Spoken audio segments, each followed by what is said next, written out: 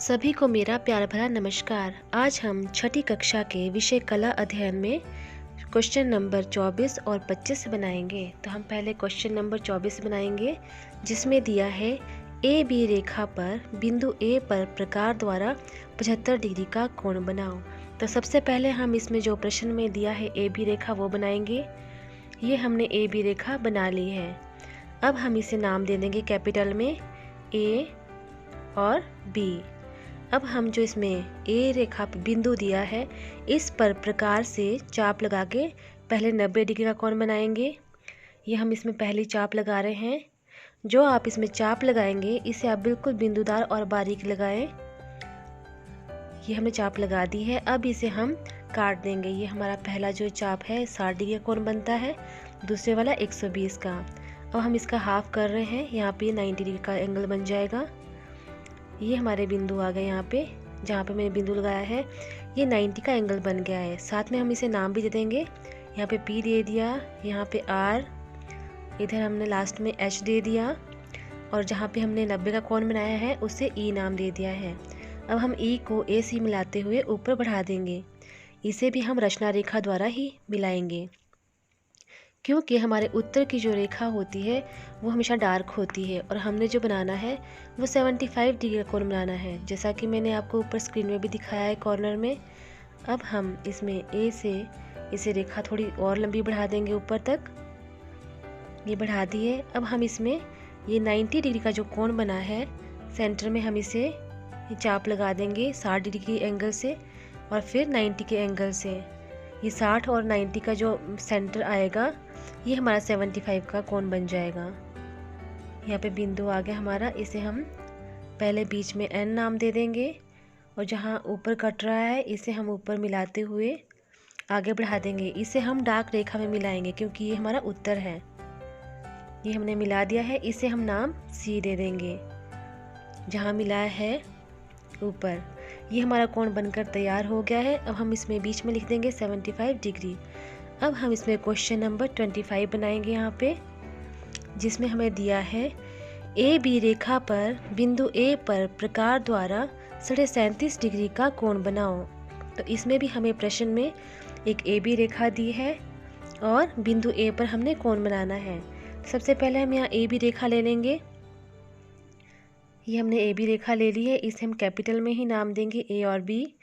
अब हम इसमें जैसे कि हमने पिछले प्रश्न में बनाया था 90 का एंगल बनाया था पहले, वैसे ही यहाँ भी 90 का एंगल बना देंगे।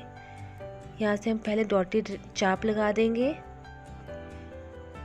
बिंदुदार बिल्कुल बारीक, और फिर इसके ऊपर चाप से काटते हुए 90 का एंगल बना देंगे। आप इस वीडियो को अगर आपको कहीं समझ ना आ रहा हो तो आप इसे बीच में स्टॉप करके भी देख सकते हैं। ये हमारा 90 का एंगल बन गया है। अब हम इस बिंदु को ए से मिलाते हुए रचना रेखा द्वारा ऊपर मिला देंगे।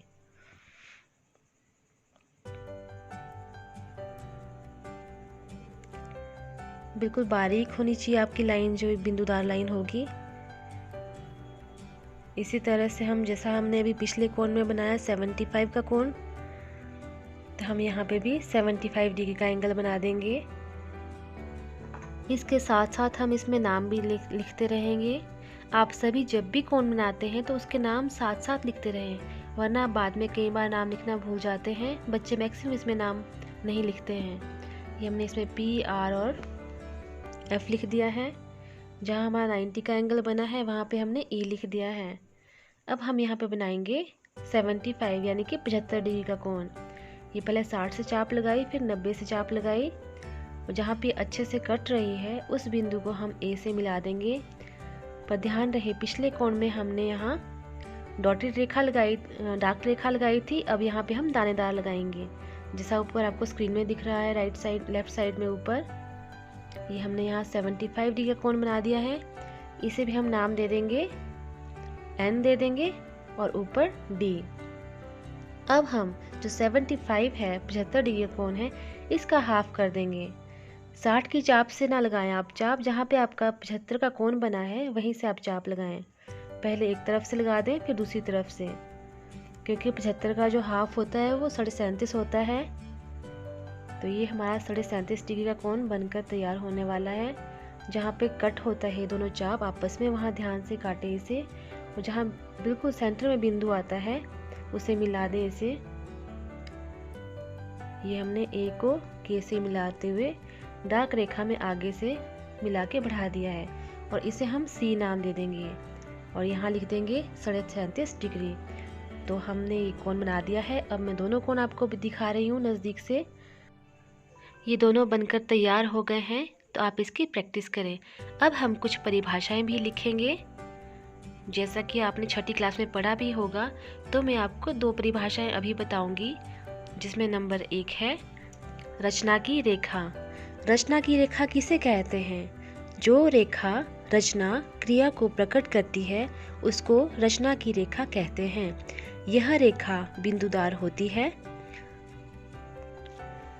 और दूसरी परिभाषा है हमारी उत्तर की रेखा। ज्यामिति कला में मोटी रेखा से उत्तर प्रकट करते हैं। यह सभी रेखाओं से मोटी होती है।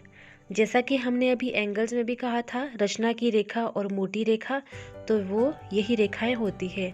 आप इन परिभाषाओं को अपनी नोटबुक में नोट कर लें और इसे लर्न भी करें। अगर आपको मेरे द्वारा बनाए गए कोण समझ में आ रहे हैं और मेरे द्वारा बताई गई परिभाषाएं भी समझ में आ रही हैं, तो मेरे इस चैनल को लाइक, शेयर और सब्सक्राइब करना ना भूलें। Thanks for watching my channel. धन्यवाद।